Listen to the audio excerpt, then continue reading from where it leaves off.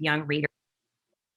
And I am so grateful to be here in community with all of you and to be in conversation. The great Cynthia Leitch-Smith, who's going to share her knowledge and wisdom with us and all of her gifts and talents. And I'm just so grateful to be part of this space with all of you. And so we'll start with, I'm gonna introduce her, and then she's going to share a little bit with all of us. And then we will engage in some questions. I have prepared some questions. So I wanted to kind of let everyone know the flow of our time together. And if you have any questions, please go ahead and feel free to put them in the chat, and I will be gathering all of those, and we can include them at the end of our session. And so I see people from Corpus Christi, Phoenix, Arizona, Las Vegas, Atlanta. It's so great to have all of you here today. And so I will go ahead and begin. It is with great pleasure that I introduce Cynthia Leitch-Smith, who is the 2021 Neustadt Laureate and a New York Times bestselling author of books for young readers, including Hearts Unbroken, which won the American Indian Library Association's Youth Literature Award. Her 2020 releases are the middle grades anthology, Ancestor Approved, which I have right here. I wanted to show that to all of you. Intertribal Stories for Kids, and the novel Sisters of the Neversea, which just came out earlier this month. She is also the author and curator of Heart Drum, a Native-focused imprint at HarperCollins Books, and serves as a Catherine Patterson Inaugural Endowed Chair on the faculty of the MFA program in Writing for Children and Young Adults at Vermont College of Fine Arts. Cynthia is a citizen of the Muskogee Nation, the Creek Nation, and lives in Austin, Texas. And I'm going to turn it over to Cynthia, who is going to continue to share who she is. Thanks, Jay. Hello, Mado. Thank you, Tracy. If you'll bear with me for just a moment, I am going to share screen and hopefully we can move forward from here. Oops. Let me try that one more time.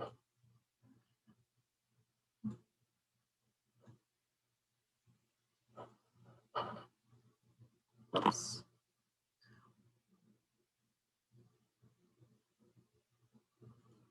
Someone who has a bit more screen sharing experience, may I have a tip? Do I need to start the PowerPoint first? Share the screen before starting the PowerPoint.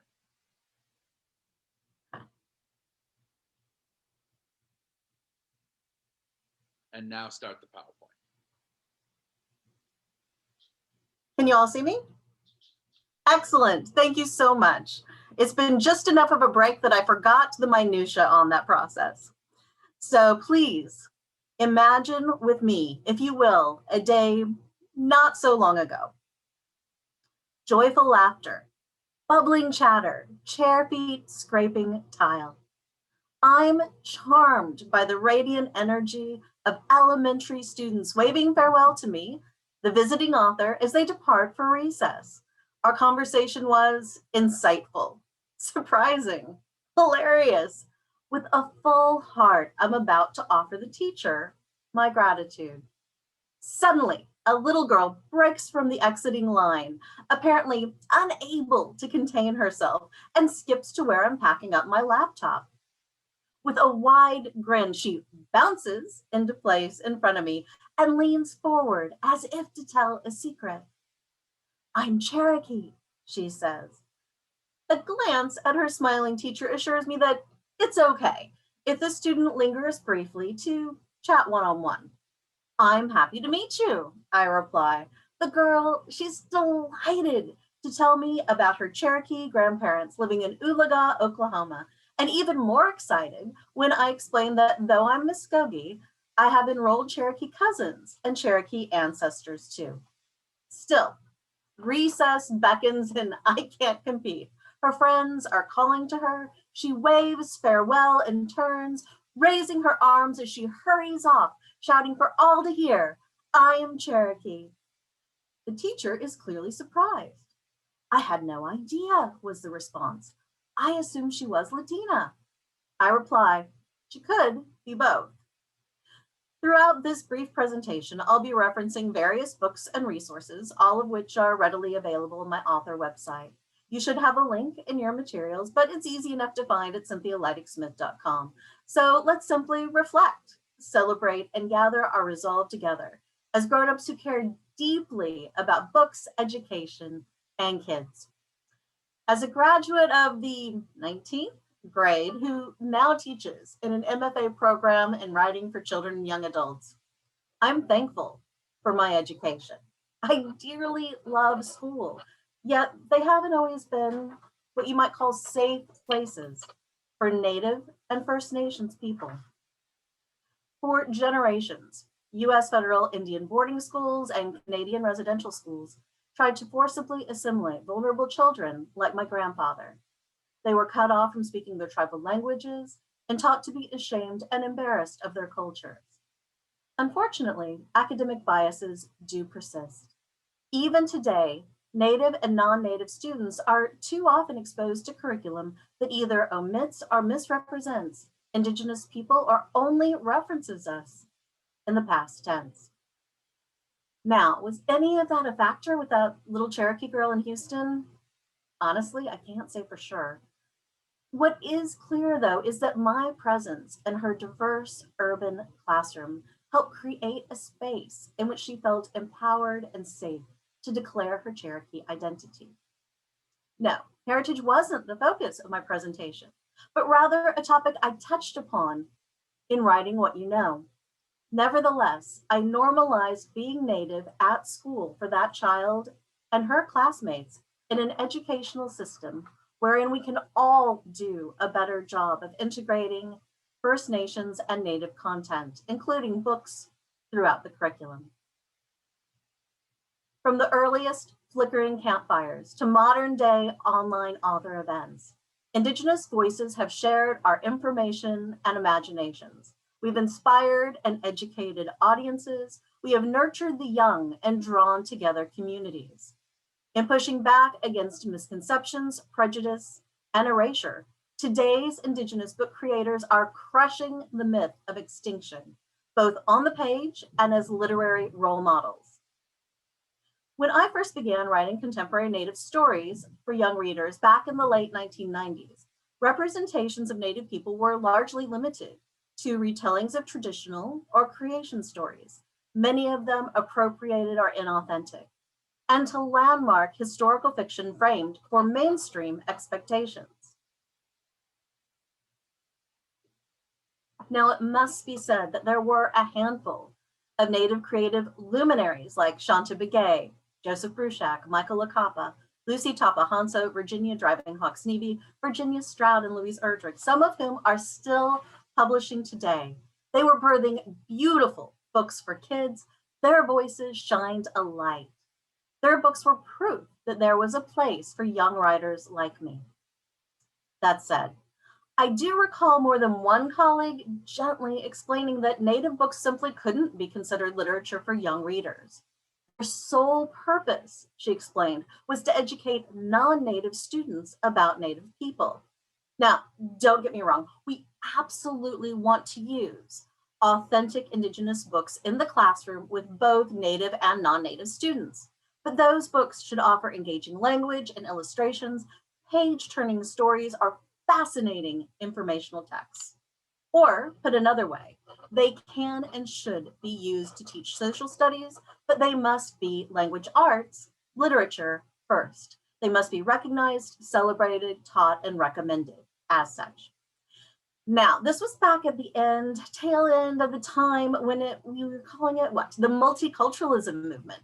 Some of you who've been around a while may remember that term, which took off in the 1990s. The focus then was on marginalized heritage groups, Black, Native, Asian, Latino, or Latinx, and the leadership was largely made up of Black librarians and teachers who have been with us from the very start and still are every step of the way. We owe so much gratitude to them. My debut picture book, Jingle Dancer, illustrated by Cornelius Van Wright and Ying Hua Hu, introduced readers to characters who embraced timeless traditions like powwow or making fry bread, as well as more what you might call multicultural pursuits, like practicing law. You can see Cousin Elizabeth, the lawyer, there in the middle, or this side illustration. In the years that followed, the conversation of books has expanded to include Native-focused titles that touch on social justice and daily life. My own efforts included a humorous, heartfelt chapter book, Indian Shoes, that highlighted urban American Indians, a group largely absent from children's literature, although upwards of 80% of Native people today live in cities. Along with my debut tween novel for ages 10 and up, these early books were well received, especially by Native readers and reviewers, but they did shake up expectations. First, they were contemporary and focused on daily life. Small town, urban, what's now a reservation, won that Supreme Court case. Both Rain Is Not My Indian Name and Jingle Dancer referenced tribal citizenship and sovereignty. The books were largely centered on girls and women. Rain Is Not My Indian Name and Indian Shoes included humor. Now, they weren't comedies per se. In fact, Rain is a grief healing story, but the characters were three-dimensional. Joy and laughter are building blocks of humanity. And humanity, my friends, is the absolute key. You see, it matters far less if your students know that my ancestors walked the Trail of Tears or grew up at a US federal Indian boarding school or served in the United States military, if they don't first appreciate that Native people are real human beings. And if your students are Native readers, there's another critical standard to meet. For Native readers to feel like they belong, like they're welcome and respected in the world of books, those Indigenous characters must ring true. What else? The early books were intersectional, intertribal, and cross-cultural. Rain and Jingle Dancer were among the first children's books to include Black Native characters, like Cousin Elizabeth, again pictured, who is an attorney. And then what happened? Well, my friends, the so-called multicultural boom went bust. It was dismissed as a trend. We can never again allow equitable inclusion to be dismissed as a trend. This is our way forward together. But back then, publishing dipped into one of our cyclical financial recessions, and across the industry, we experienced some backlash against inclusion. I recall a colleague saying to me, as though it were gospel, and I quote, "Black and brown kids don't read," she said. "We tried it and it didn't work," end quote. A fellow author, a friend, honestly tried to console me by saying, "Maybe if Kevin Costner makes a sequel to Dances with Wolves, Native people will be able to publish more books," end quote. National trade publishers pulled back to a very few well-recognized names and some crossover authors from the adult market. But then, to encourage, raise awareness, and celebrate the books that were already breaking through, the American Indian Library Association, a division of the American Library Association, so little umbrella under the big umbrella of the ALA, instituted the American Indian Youth Literature Award in 2006. The AILA generously shares its judging criteria online, which provides us guidance from experts in evaluating books for purchase, sharing, and curriculum integration in the classroom and beyond. I have reframed several of them as questions that you can consider, that you can ask yourself in evaluating titles for classroom use, recommendations, and the celebration of language arts. Again, you don't necessarily have to fret jotting them all down. You can find the link to the AILA award criteria and a bounty of additional Native children's YA literature and educator resources at my website at cynthialeidigsmith.com. I believe we're sharing a link in the chat. So please let the words wash over you and reflect with me in our circle of learning. You may want to take a screenshot just for quick reference. Embrace these questions and considerations in your open hearts and open minds. 1, are the text and illustrations accurate representations of the time being depicted? And when I say accurate depictions, we're talking about cultural touchstones like aspects of lifestyle, for both contemporary and historical books. 2, does the book reflect cultural continuity from past to present? And I'll add to this that where that continuity has been adversely impacted by colonialism, say in the form of the boarding schools or relocation or tribal termination, is that colonialist history contextualized? Does it make sense? 3, are the characters believable human beings with a range of emotions, behaviors, and lifestyles reflecting diversity within the community? 4, is the book free of stereotypes? Say no, big no, to noble savages or boogeymen on the prairie or all-knowing elders who talk like Yoda from Star Wars, even though I love Star Wars. Say no to offensive portrayals of people and dialogue, including word choice. Yes, of course, sometimes Native authors will thoughtfully unpack these sorts of behaviors on the page in a proactive, educational way to illustrate their problematic nature. Sometimes we even use humor to do that, especially in mimicking the dialogue of Old West movies. Joseph Bruchac is particularly funny at this. That's an entirely different dynamic than using them uncritically or as some kind of a default. 5, are elders and women portrayed as essential, respected community members? Native women are not and never have been silent beasts of burden.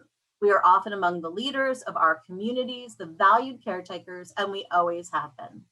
Native nations do include those that are matrilineal and matriarchal and have demonstrated respect in various ways for girls, women, non-binary, and two-spirit people to a greater degree than many of their counterparts originating from other continents. 6, are historical or contemporary portrayals of tribal nations reflective of their sophistication and complexity? Be wary of your own miseducation. Keep in mind, this continent was not an empty space when settlers from other parts of the world first arrived. It was a thriving land of thriving nations with trade routes, agricultural science, vibrant cultures, governmental systems, and diplomacy. 7, are retellings of any traditional or creation stories attributed to a specific tribe, origin, and in consideration for protocols for sharing, along with supporting information in the back matter. If it's against custom to say, retell a story until winter, we should all be respectful, wait, and frankly, be willing to take no for an answer. Not all of these stories are ours to share. After all, we're talking about living cultures and living faiths. 8, if appropriate, is the narrative tribally specific and are significant characters named? Yes, absolutely. Sometimes we'll use an umbrella word like Native or First Nations or Indian or Indigenous. I'm doing it in this talk, but they fall under a really big umbrella. We're talking about hundreds of nations with both overlapping and idiosyncratic cultures, faith systems, languages, and traditions. Oops. 9, does the narrative promote European superiority or the myth that settlers were bringers of civilization or salvation? That shouldn't need any elaboration, but put mildly, hack away the white supremacist influences on our educational system. Native people didn't need to be brought civilization or salvation. They had those things. 10, unless the art is abstract or stylized, do Native characters appear to be depicted as distinct individuals? We shouldn't all look alike. When Jingle Dancer was published, it's so funny, it was considered groundbreaking that young Jenna's Grandma Wolf was wearing eyeglasses. Of course, Native people, some of us, wear eyeglasses, myself among them. Okay, it's kind of a top 10 list. You probably feel savvier already, and that's terrific. Rock on with your awesomeness. Just keep in mind that these questions are not to be interpreted as an end-all be-all checklist. They are simply a place to begin raising awareness and advancing the conversation. You may also, again, want to review recommended critical material for teachers and librarians on my site. Now, the institution of the American Indian Youth Literature Award has been one of the big game changers, a welcome show of support. I'm deeply honored that my latest YA novel, Hearts Unbroken, was awarded for shining a spotlight on suburban Native characters in a tale of teen journalists covering controversy and conflict in their high school. Of late, we're rejoicing in the entry of Native genre fiction, science fiction, fantasy, mystery, the books that a lot of kids reach for first, like my middle grade reinvention of J.M. Barrie's classic Peter Pan, entitled Sisters of the Neversea, told from an decidedly Indigenous perspective and centering the girl characters. We're also celebrating collaborative and intersectional work, like my middle grade anthology, Ancestor Approved Intertribal Stories for Kids. And my upcoming middle grade graphic novel series, The Blue Stars, co-authored by Kekla Magoon and illustrated by Molly Murakami, about two cousins from a family that's Black and Native who are superheroes in their diverse city neighborhood. As a young reader, I couldn't have hoped to read as much Native fiction as we're chatting about today. It wasn't on library shelves or discussed in the classroom. The few quality, mostly small press titles that did exist just never happened to find their way to my school library or public library shelves. So though there's still much to be done, we can all take heart in having made substantial progress. Even better, I'm only one of a growing number of Native book creators engaging in this important conversation. I hope you're pleased to hear that. Maybe you're also wondering how to connect our work with your students. Well, the good news is opportunities abound. For example, to introduce Native people, try Fry Bread, a Native American family story by Kevin Noble Malliard and Juana Martinez Neal, and especially We Are Still Here, Native American Truths Everyone Should Know by Tracy Sorrell and Frene Lesac. For those who love a good laugh and wordplay, don't miss Jojo McCoon's The Used to Be Best Friend by Don Quigley and Tara Audibert. That one is first in a series and is the first trade chapter book published by a major house. For teaching science and engineering, consider Mission to Space by Chickasaw astronaut John Harrington. It's published by Chickasaw Press. Please be aware that some great work is being done by small Native-owned and tribal presses who should always be centered as leaders in this conversation. We're discussing activism and environmentalism. Check out We Are Water Protectors by Carol Lindstrom and Michaela Goad, winner of the latest ALA Caldecott Medal. We are so incredibly excited. And Healer of the Water Monster by debut Navajo author Brian Young, a new voice to celebrate. For history class, try Louise Erdrich's The Birch Bark House series. If you're only familiar with the first book, be sure to look for more. And Indian No More by Charlene Willing McManus, and again, Tracy Sorrell. For music, how about If I Ever Get Out of Here or Give Me Some Truth by Prince honor author Eric Gansworth. To heighten emotional development, empathy, and don't we all need that? Education of the heart. Reach for Christine Day's I Can Make This Promise and The Sea in Winter. I could go on and on and on. A rising number of high quality Native books are now available to young readers. You'll find titles that can be used to teach language arts, social studies, history, science and technology, the applied and performing arts. We can and should integrate Native books throughout the curriculum year round. And with each passing season, we can expect an uptick in high quality Native books to choose from. The intertribal creative community and our publisher allies are busy creating the best work we can for our audience, young readers, and those like you who do the important work of connecting books to them. Let me tell you a story. I think you'll like it. One day in spring of 2018, fairy godmother, author luminary, and We Need Diverse Books co-founder Ellen O invited me to breakfast at a conference hotel in Texas. Over breakfast tacos, she brought up the idea of starting a Native-focused children's YA book imprint at a major trade publisher. Not surprisingly, I agreed with her on the need for such a powerful initiative. But when she pitched the idea of my heading it up, I laughed and I said, it was a lovely thought, but I certainly didn't consider myself famous or fancy enough to pull off what felt like such a miracle. But Ellen encouraged me to keep thinking about it, and occasionally, like any good friend, she nudged. That September, I found myself teaching a Native Children's YA writing workshop called LoonSong Turtle Island, with Choctaw author Tim Tingle and Ojibwe author Don Quigley. The industry faculty included Arthur Levine of Levine Kierdo, Yolanda Scott of Charlesbridge, and Cheryl Klein of Lee and Low, all houses that are publishing high-quality Native books along with other excellent titles. And my friends, there was this moment gazing out over that sparkling lake in Cook, Minnesota, and then at all the manuscripts spread out on me on the patio table, when I realized it really didn't matter if I wasn't famous or fancy. In fact, I really wasn't all that important at all, except that maybe I could help nudge the conversation forward.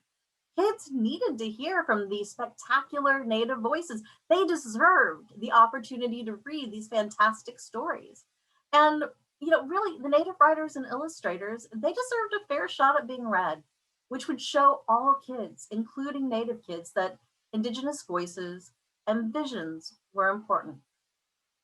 And I realized something else too. That's the moment when it was really sinking in. Every 4 years or so, young readers grow out of their age market category. Sure, teens can still enjoy picture books. I love picture books. But in terms of soaking in their full impact, when the book speaks most directly to their developmental level, we have about 4 years for picture book readers, chapter book and middle grade readers, maybe 6 for teens. And it was 65 years ago when Nancy Lyric first struck a nerve with an article that was entitled, and I quote, "The All-White World of Children's Books." 65 years. Shouldn't we have made more progress in that time with regard to Native voices, with regard to all underrepresented and marginalized voices? Enough, I thought. I had to try.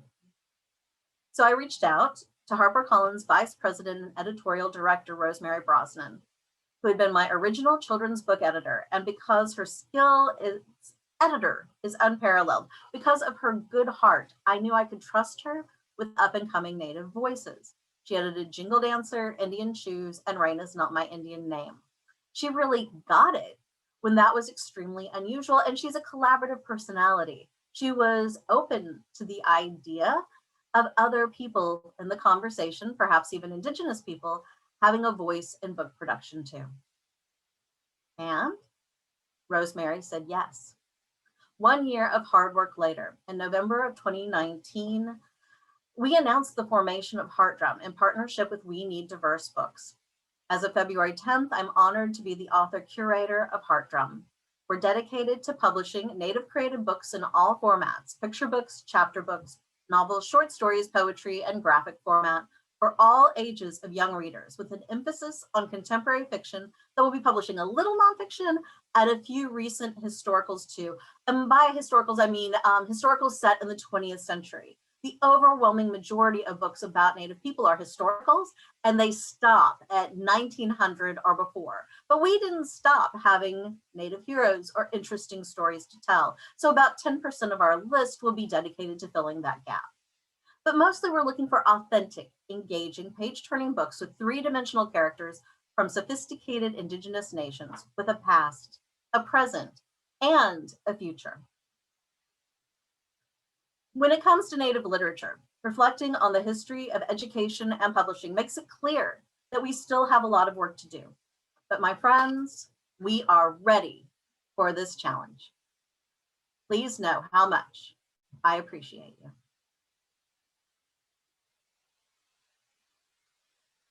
Thank you so much. And if you can all give us an emoji round of applause, hearts, celebrations, all the things, I would really appreciate that. Thank you so much for all of the resources you shared and the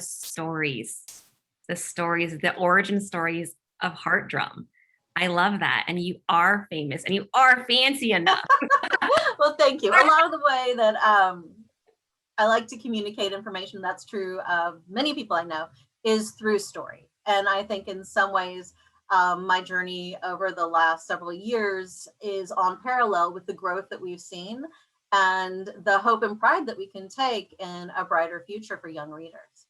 Absolutely. And hearing at the beginning of that young girl who said, I'm Cherokee, that is so important. And that is so central to all of the work that you're doing. So I just want to thank you for centering young voices and helping us to unlearn many of the things that we've learned in school and society. So I just want to thank you so much for that, because I'm learning right alongside everyone in this room.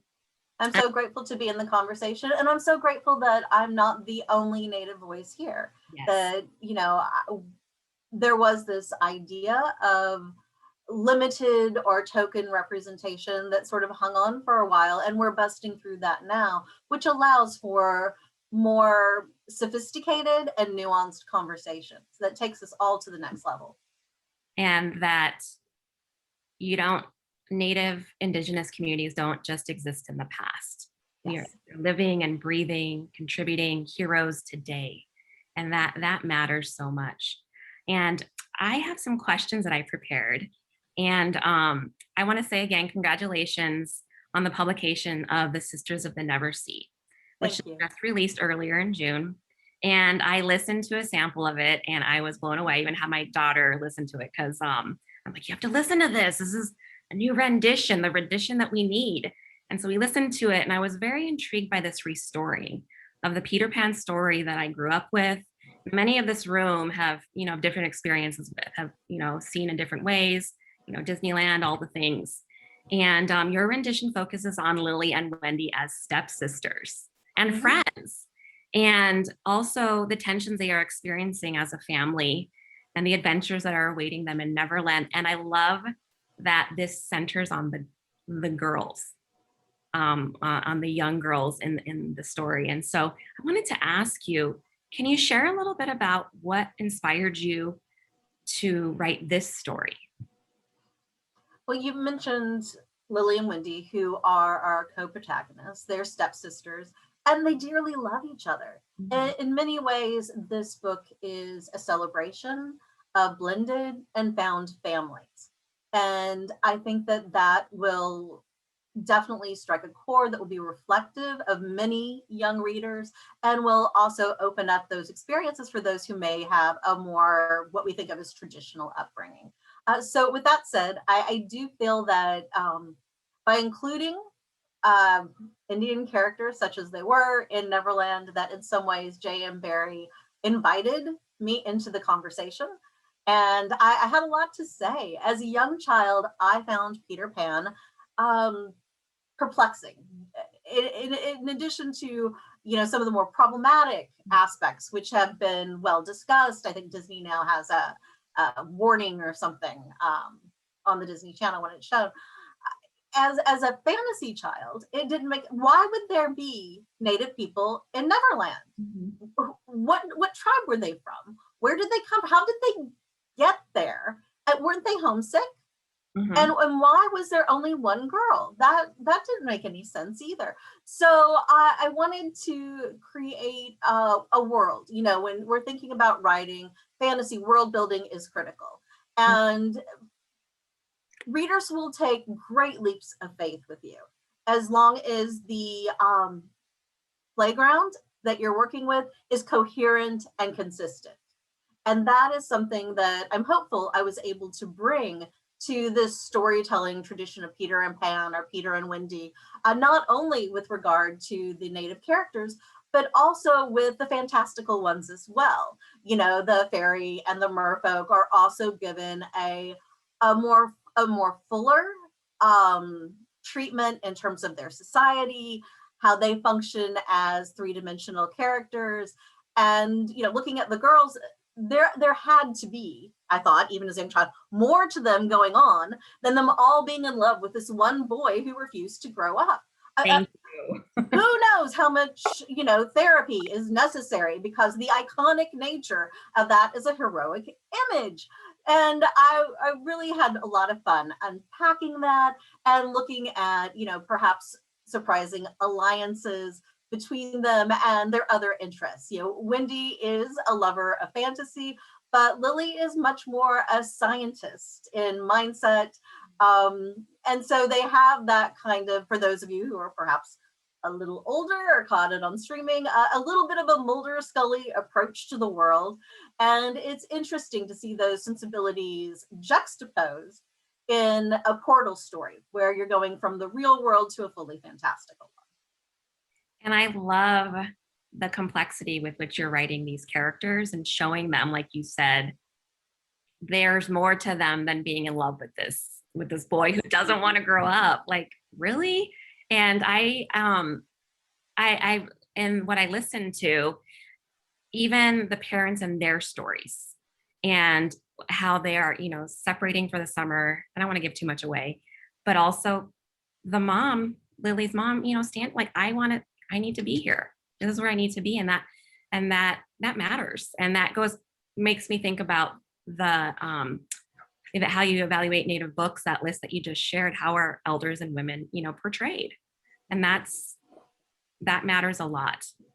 Home is very important. The theme and focus at home is very important, I think, to not only Indigenous people, but a lot of people around the world. And so you see it kind of play out in the everyday world, and you see it play out in the fantastical world. That, Lily and Wendy are very much wanting, they're delivered or dropped off to separate points in the island. They very much are in a story of reuniting and taking care of their shared little brother, Michael. Mm-hmm. And so that's coming from a place that's very pure. It's very sweet. These are young kids who genuinely love each other. It doesn't mean that they always agree on things or always get along. They have very different personalities, but they're still coming to it with those bonds, however tested, staying strong. And that was important to me. And Neverland is always kind of pulled against that. Why would you want to stay in the mundane real world? Well, there are blessings of this world. There are blessings of the reality of children too. And some of them can include a loving and extended family and community. It was kind of interesting to work on this with regard to age. If you read the original J.M. Barrie, which I'm guessing a lot of you haven't, you've seen some of the remakes, either the Disney version or Robin Williams' Hook, rest in peace, Rubio. Yeah. And you have kind of snatches of it, but just the idea that the worst thing that could possibly happen to you it's really poignant, and it does kind of go to an ageist mindset. So I made sure that there were strong, loving elders who were integrated in non-cliched ways, that their wisdom mattered and was a resource for the young heroes, as well as just kind of unpacking what it feels like to be on that precipice between being a child and being a teenager. The girls are 12, turning 13. And how does that change you as a person? Does it deepen who you are? Does it create a whole new 0.0 version of yourself? It's very universal. I mean, certainly, all kids are going to hopefully go through it. And at the same time, how it manifests is still a unique, celebratory, and sometimes perilous journey for all of us. Absolutely. So we can relate. Readers can relate to many different aspects of what you've written. And I have to I have to ask, will this be a series? I have that series coming out with Tekla Magoon and Molly Murakami, the Blue Star series. So I'm a recovering journalist. I will take a sports athlete response. I'm going to take it one book at a time. I'm going to keep my eye on the ball. I do, if you haven't seen it, want to just show the cover art for a minute here. This is by Floyd Cooper, who is one of the most distinguished children's book illustrators. And he has a wonderful critical new picture book about Tulsa and the Tulsa Massacre and burning. The work he did here is just magical. Mm-hmm. We are both citizens of Muskogee Nation, And this is I think this is the first trade book that is both written and illustrated by a member of our nation. Last time I checked, I think we were the 4th largest tribe. So that's really exciting. And one of the things that we're trying to do at Heart Drum is really emphasize, Native voices and visions throughout. So it goes not only to authors and illustrators of picture books, but also cover artists, voice actors for our audiobooks. And we're having Andrea Page, who's a Lakota educator, put together our teacher guide. So there are really a lot of different ways that having that insight and perspective is going into this, very intertribal conversation.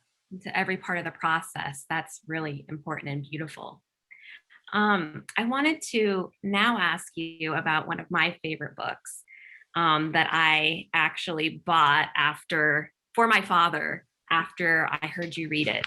Because when I was a young girl growing up here in Arizona, we used to go to powwows and just really celebrate the art and just learn a lot. And that's one of my fondest memories with my father.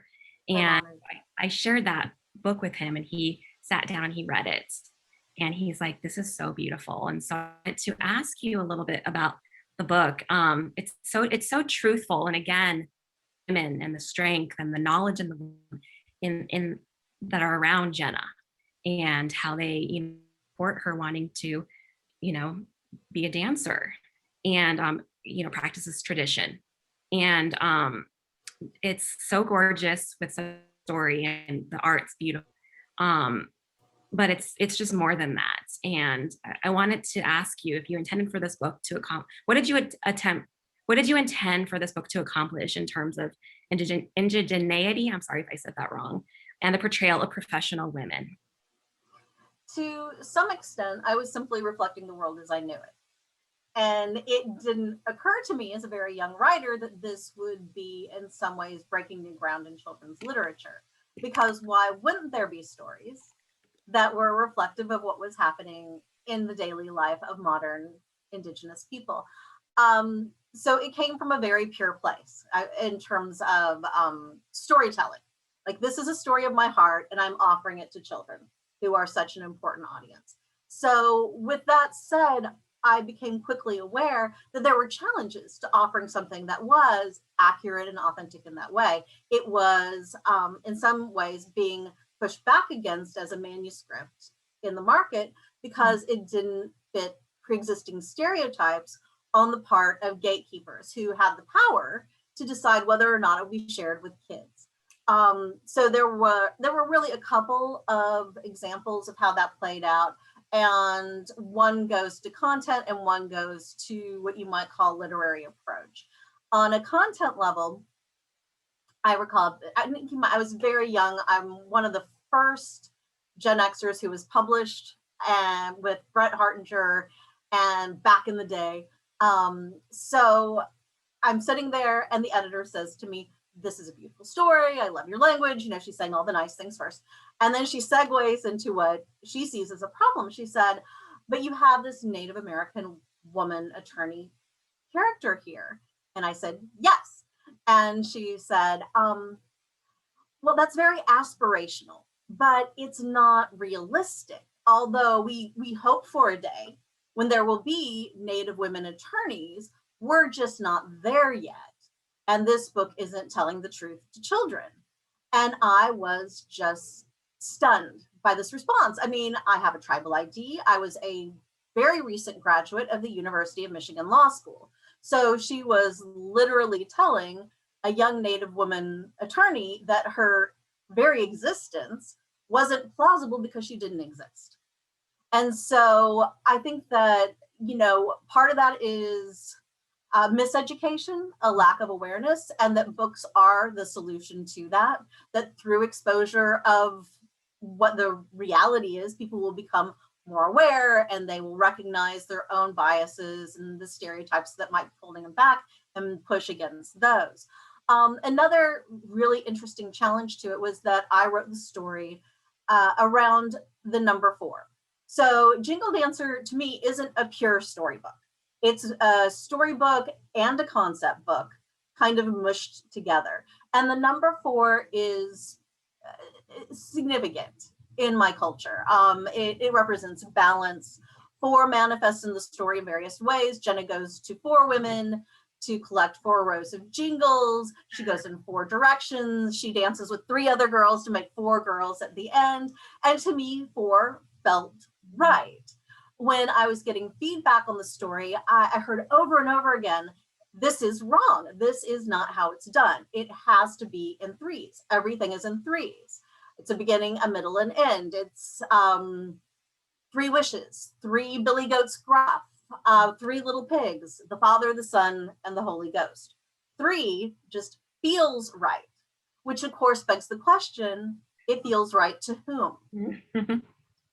And through, I think, continued exposure, different things will feel right. But if you assume that anything that is different from your experience, your worldview, or your way of telling story is somehow wrong or lesser, all that does is create a barrier limiting your own opportunities for growth and heightened awareness. Thank you for sharing that, the backstory of the story as well, your own experience with the pushback that you got, but then how you continue to, advocate for your book. And now when I work with pre-service teachers and we read this book, I will talk with them about the 4 and what that means and the significance. So thank you so much for sharing that. And I would have been a little more angry than like, I'm like, I do that. Well, I was very young, and the idea that these people, I was intimidated by them, to be quite frank. And I'd always been taught to defer to elders, and I internalized a lot. But now that I've got all these gray hairs, I'm getting a little feisty, and you just never know what's going to come out of this mouth. It's been an interesting journey with this book. I revised the author's note, updated it after 20 years for the new edition, for the paperback edition, which I'm so excited about. It makes it more affordable and accessible to more people. And it was interesting to see. One of the things I was most excited about, I remember putting in the number of citizens of my tribe in the author's note of the original edition, because I wanted people to know how many of us there were, because they didn't seem to think we existed at all. But as it happens, and this is a good revision, the population has grown. And so that number would have been much higher. The book stayed in print, and it survived largely on word of mouth in Indian communities and among educators. And that really makes the biggest difference for these kinds of books. And we have a few more minutes, and this is a good segue into what will be my last question. Sure. We go till 2:20, right? Till 20? Yes. Okay. You know better than I do. Okay, I'm like, yes. Okay, thank you. I'm questioning myself because I'm like, oh, I'm so into this. So in your writing and your work with Heart Drum Books, and you share stories about fictional Native heroes and protagonists that readers can relate to, develop a relationship with, and care about, seeing them in their full joy and humanity. How might pre-service teachers and teachers and teacher educators pair or create text sets with different stories that center Indigenous voices and perspectives to provide a more expansive view of Indigenous communities? Consider what your theme is. And again, these books can be used across the curriculum. Let's say you're doing an environmental theme. You can use We Are Water Protectors with a book like The Water Walker, which is a picture book biography. You can build that up with Reading Ladder to a book like Healer of the Water Monster. And, even for kids, let's say you're working with picture book readers, a middle grade novel very often can be read quite successfully to younger kids. Yeah. So, and likewise, older kids will often open their hearts and minds through picture book. If you're doing anything related to Native young readers, using a book like We Are Still Here by Tracy Sorrell is a lovely way to kind of give a more global view. And then you can go in with specificity. You can think about the area that you're in. What tribal nations are located near you, which are represented in your community. And you can start from that big intertribal landscape and then zero in on books by, if they're available, authors from that community, as well as those that speak to their experience or parallel experiences. But, at the same time, don't be afraid to have fun with it. If you're looking for some humor, you could do a whole unit on writing and joke telling. And you could pull from a book like Jojo McCoon's and, her very literal sense of humor and way of looking at the world, and talk about the books on a more heart level too, because you're looking at characters that show every kind of emotion. And that gives you a lot of ways to open it up for the heart, as well as these more nuts and bolts head kinds of approaches for curriculum. Thank you so much. And thanks for reminding us of the local and really thinking about where we're located and how we can learn about the communities around us. That's so important. And don't forget also, everyone, the Evaluating Native Books resources that we shared in the chat. And again, we're at time, we're a little bit over. Please give our brilliant, fancy Cynthia Lenny-Smith a round of applause. Thank you so much. I appreciate you. Thank you so much. And thank you all for being here in conversation with all of us. You're all amazing. People are putting up, writing applause in the chat for you as well. I'm honored.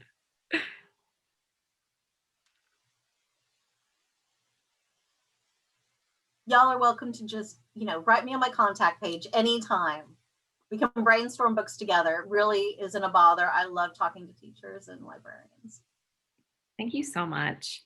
I loved the conversation. I love your storytelling. Thank I could listen to you storytell all day long.